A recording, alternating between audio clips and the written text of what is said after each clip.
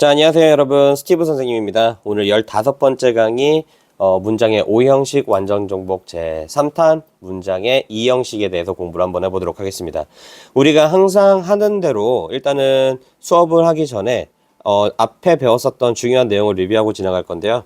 우리가 알아야 되는 거, 문장의 구성 알아야 되겠죠. 자, 문장의 구성 총 몇 가지다? 우리 총 5가지가 있습니다. 자, 첫 번째 주어, 두 번째 동사, 세 번째 보어, 네 번째 목적어, 다섯 번째 수식어. 이렇게 있죠. 주어는 문장의 주인공을 나타냈었고, 아이들한테 주인공이라고 얘기하지만 사실상 문장의 주체가 되는 것을 우리가 주어라고 얘기하고 해석할 때는 은는이가라고 해석이 됩니다. 문장의 구성을 공부할 때 가장 중요한 게 바로 요 품사를 아는 것들이었어요. 그래서 요 품사, 주어의 품사는 명사이다. 요거 꼭 짚고 넘어가도록 하겠습니다. 자, 두 번째는 동사고 행동 단어를 나타냈죠. 그쵸? 동사의 종류가 다양한데 일단은 동사는 행동 단어이다. 그래서 해석할 때 뭐뭐다라고 해석이 된다. 요 정도로만 간단하게 우리가 개념만 잡고 가도록 하겠습니다. 자, 동사의 품사는 당연히 동사일 거고요. 그리고 세 번째 보어입니다. 보어는 보충 설명이죠. 보어는 보충 설명인데 만약에 주어랑 동사가 있는데도 불구하고 문장이 성립이 안 될 때 우리가 보어를 쓴다라고 간단하게 얘기를 했었는데 이 형식의 이제 보어가 나오니까 좀 더 자세하게 배워보도록 하고요. 해석은 동사에 따라 조금 다르기는 하지만 무엇뭐이다 또는 무엇무엇이 되다라는 식으로 해석이 됩니다. 품사는 다시 한번 보고 명사랑 형용사가 바로 무엇이다? 보어이다 라고 보면 되겠습니다. 자, 네 번째 볼게요. 네 번째는 목적어입니다. 자, 목적어는 동사를 당하는 대상이고요. 을에게 라고 해석이 됩니다. 자, 동사는요, 목적어는요, 항상 명사의 형태를 띠고 있습니다. 요거 우리 잘 기억해야 될 것 같고요. 자, 다섯 번째 수식어죠. 수식어는 꾸며주는 말이고 우리가 꾸며주는 말 품사에서 찾아보니까 명사와 대명사를 꾸며주는 형용사가 있고요. 형용사, 동사, 또 다른 부사, 문장 전체를 꾸며주는 부사가 있었죠. 자, 이렇게 해서 이 두 품사 자체가 원래 애초에 꾸며주는 말이었기 때문에 수식어에 포함이 되고요. 그리고 조금 더 특이한 형태로 우리가 전명구가 있었습니다. 자, 전명구는 전치사와 명사를 붙인 게 우리가 전명구라고 얘기하는데, 전치사와 명사가 붙어 있면은 수식어구 또는 부사구라고 불리면서 문장을 꾸며주는 역할을 하게 됩니다. 자, 크게 어렵지 않죠? 그러면 우리 오늘 본격적으로 문장의 이형식 공부를 한번 해보도록 할 거예요. 자, 이 형식의 문장입니다. 이 형식의 문장은 어떻게 생겼냐? 주어, 동사 플러스 보어 식으로 우리가 생겼습니다. 일단은 1형식 문장이 주어 플러스 동사였잖아요. 그쵸? 근데 2형식 문장은 주어와 동사만으로는 문장이 해석이 되지 않아서 뒤에 보충 설명을 해주는 보어가 붙었어요.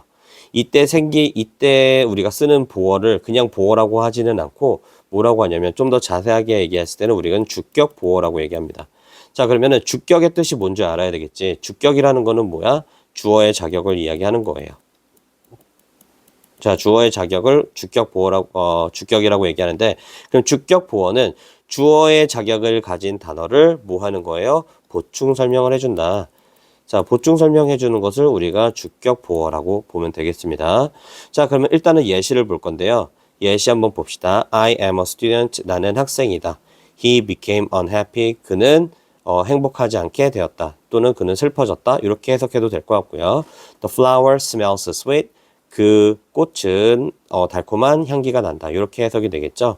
자, 일단 요 세 문장의 공통점은 뭐냐면 주어와 동사가 있고 보어가 있는 건데 일단 좀 봅시다. 자, 주어가 I am a student 이 문장을 봤을 때 주어는 I가 주어인 거는 우리가 당연히 다 알겠어요. 그쵸? 주격 인칭 대명사 I가 쓰였고요.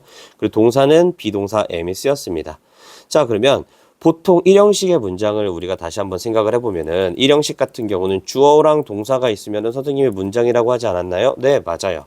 1형식 같은 경우는 동사가 자기 혼자 스스로 동사로서의 역할을 온전히 해낼 수 있기 때문에 자동사라는 동사를 쓰게 되고요. 그랬을 때는 주어와 같이 자동사가 쓰이면은 완벽한 문장을 이룹니다. 자, 예를 들어서 I run 같은 경우죠. 자, 그러면 나는 뛴다 이렇게 해석이 될 거거든요. 주어와 동사만 있는데도 우리 요거 문장이다 라고 얘기할 수 있고 그 이유는 완벽하게 해석이 되기 때문이죠. 자, 그런데 우리 여기 예문에 나와 있는 문장을 보면은 I am a student에서 I am만 한번 볼까요? 자, 그러면 주어 I랑 비동사 am이 쓰였습니다. 자, 비동사 am까지 쓰고 마침표 꽝 하고 찍었더니 요거 한번 해석해 볼까 하니까 해석이 되나요? 안 되나요? 요거 해석이 안 되죠. 문장이라고 얘기하기는 몇 프로? 약 2% 정도가 부족합니다. 자, 그러면 보어라는 말을 다시 한번 생각을 해볼까? 자, 보어라고 하면 보어는 보충 설명이라고 얘기를 했습니다. 보충 설명. 자, 그러면 우리 다시 조금 직관적으로 한번 봅시다. 보충이란 말은 여러분들 다 알고 있을 거라고 생각합니다. 보충. 자, 그럼 보충은 언제 하나요? 보충은 무언가가 부족할 때. 그렇죠? 부족할 때 이 부족함을 뭐 하려고? 채우려고 보충을 하죠. 채우기 위해 보충을 합니다.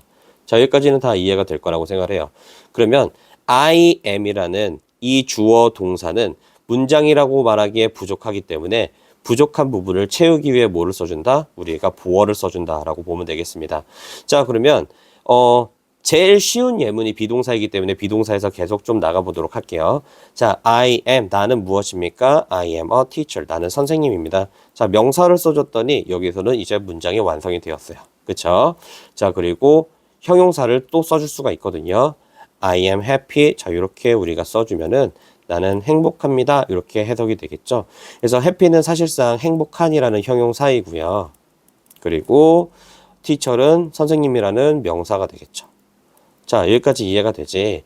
자, 그래서 보어 자리에는요, 지금 여기 요 파트, 비동사 뒤에 나오는 요 부분을 우리가 보어 자리라고 얘기를 할 거거든요. 보어 자리예요. 이 보어 자리에 올 수 있는 품사는 두 가지다. 뭐이다? 명사랑 형용사이다. 그래서 즉 보어를 다시 한번 정리를 하자고 하면은 보어의 품사는 명사와 형용사를 써 주어야 한다. 이렇게 보면 되겠네요. 명사와 형용사.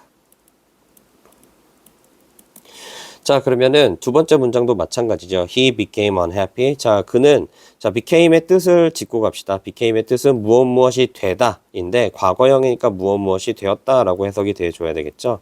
자, 그는 되었다.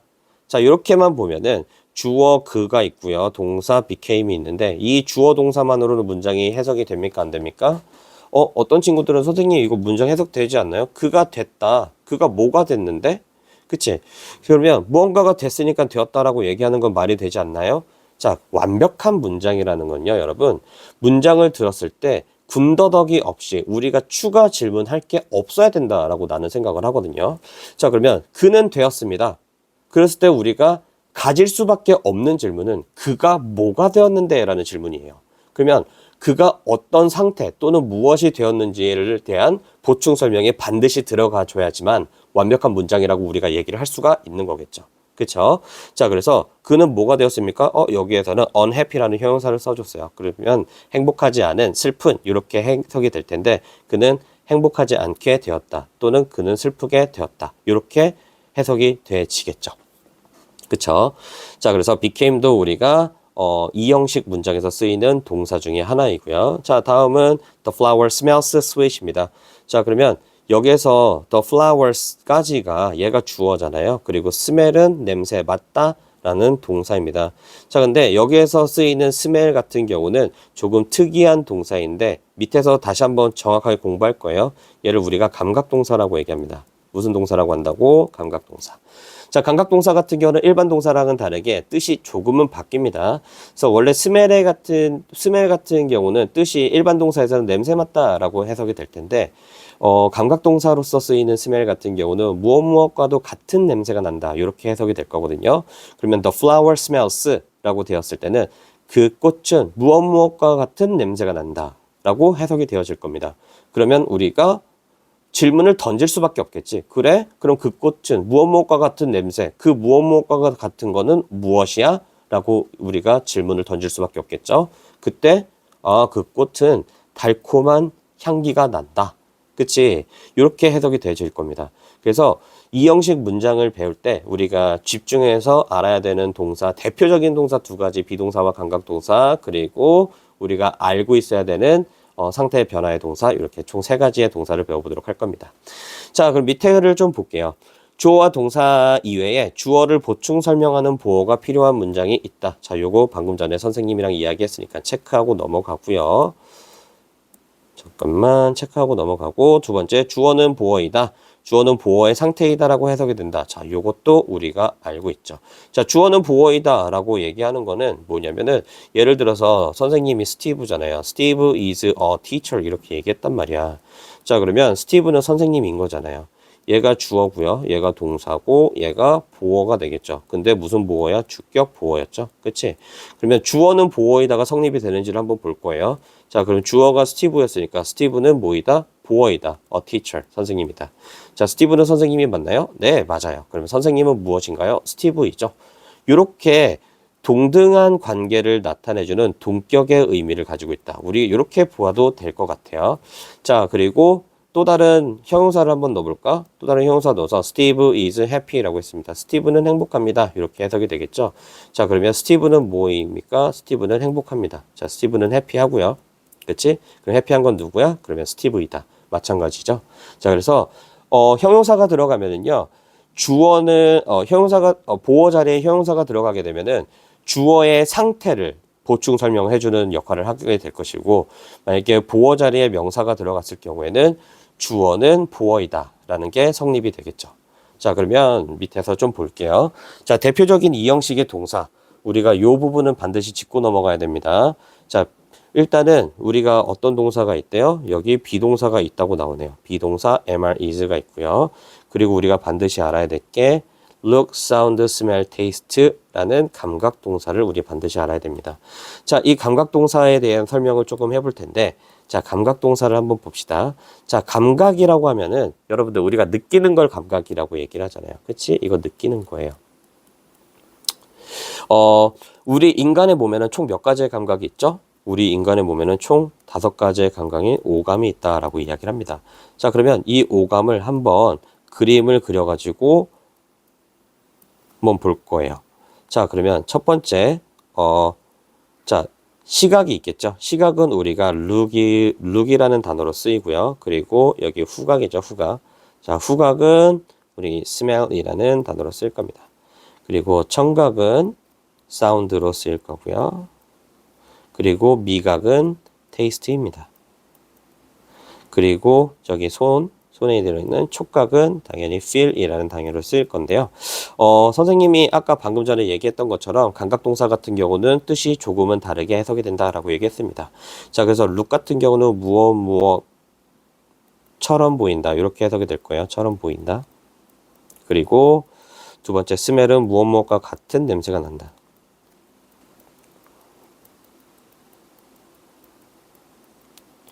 그리고 사운드는 무엇처럼 들린다. 그리고 테이스트는 무엇과 같은 맛이 난다. 이렇게 보면 되겠네요. 그렇죠? 자, 그리고 feel은 무엇과 같은 뭘까요? 그렇죠? 느낌이 난다. 이렇게 해석이 되겠죠.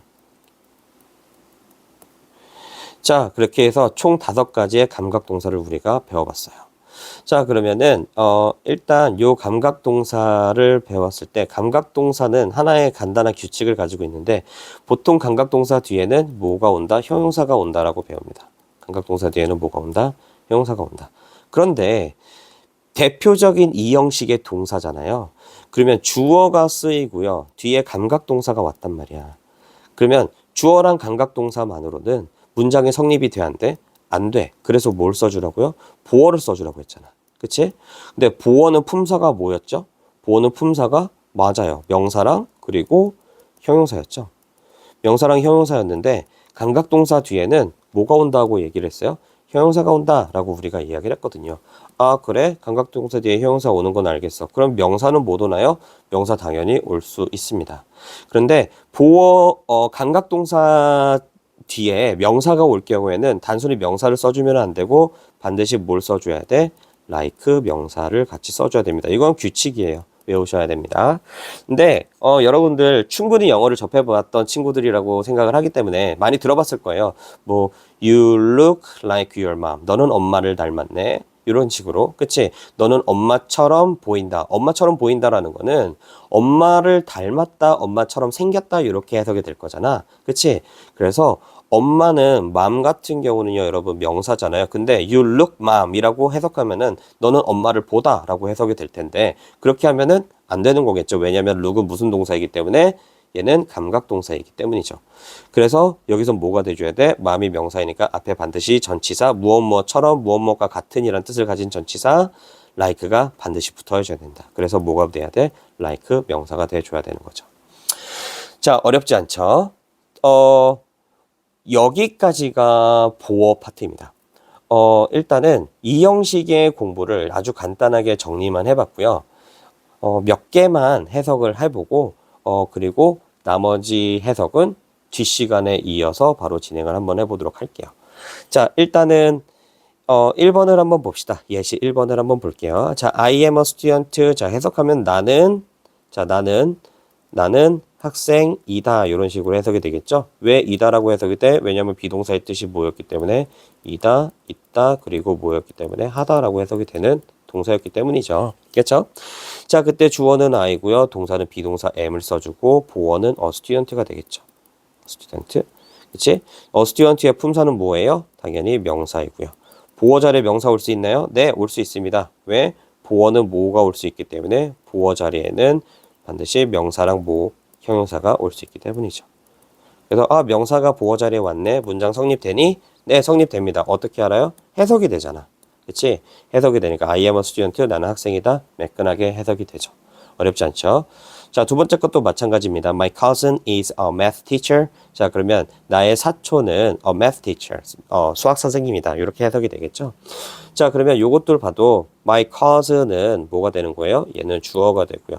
is는 당연히 비동사가 돼줘야 되겠죠. 그러면 a math teacher은 뭐가 되는 거예요? 보어가 되겠죠. 자, 그러면은 보어고 math teacher 자체는 명사입니다. 그러면 다시 우리 앞서 배웠었던 게 성립이 되는지를 한번 볼게요. 보어는 주어는 보어이다 라고 성립이 되는지 안 되는지를 확인을 해봐야 돼. 자, 그러면 주어는 a math teacher. 자, 수학 선생님이다. 요거 한번 볼까요? 주어 자리가 my cousin이었죠. 여기 지우고 my cousin 써볼게요. 자, my cousin. 자, 그럼 나의 사촌은 수학 선생님이 맞습니까? 네, 맞습니다. 자, 그럼 나의 수학 선생님은 나의 사촌이 맞나요? 네, 맞아요. 그래서 요거 동등한 자격을 가지고 있다라고 해서 이 둘은 동격이군요. 이렇게 우리가 알고 있으면 되겠죠. 그렇죠? 자, 어렵지 않죠? 자, 다음 거 보겠습니다. Emma is an actress. 자, 엠마는 actress. actress라는 거는 여배우를 얘기하죠, 여러분. 여배우입니다. 자, actress 여배우요. 남배우는 actor라고 얘기를 합니다. actress는 여배우인데 이 둘을 조금 다른 단어를 써요. 자, 그래서 여기서 주어는 엠마가 주어가 되겠죠. 그렇죠? 그리고 동사는 마찬가지로 비동사를 써줬으니까 여기 동사는 비동사 is가 올 거고요. an actress는 뭐가 되는 거야? 여기서는 당연히 보어가 되겠죠. 그리고 an actress의 품사는 명사죠. 그러면 다시 한번 우리 검토 한번 해볼까? 자, 엠마는 actress가 맞습니까? 네, 맞습니다. 자, 그럼 actress는 엠마입니까? 네, 그것 또한 맞네요. 자, 이렇게 보면은 엠마는 actress이고 actress는 엠마이다. 주어와 주격 보어는 어때요? 동등한 자격을 갖추고 있다. 그래서 우리는 동격이구나. 동격의 관계를 갖고 있구나. 이렇게 알고 있으면 되겠습니다. 오늘은 일단 요 정도까지만 할 거고요. 바로 이어서 다음 강의에는 나머지 부분을 해석하고 풀이를 한번 해볼 겁니다.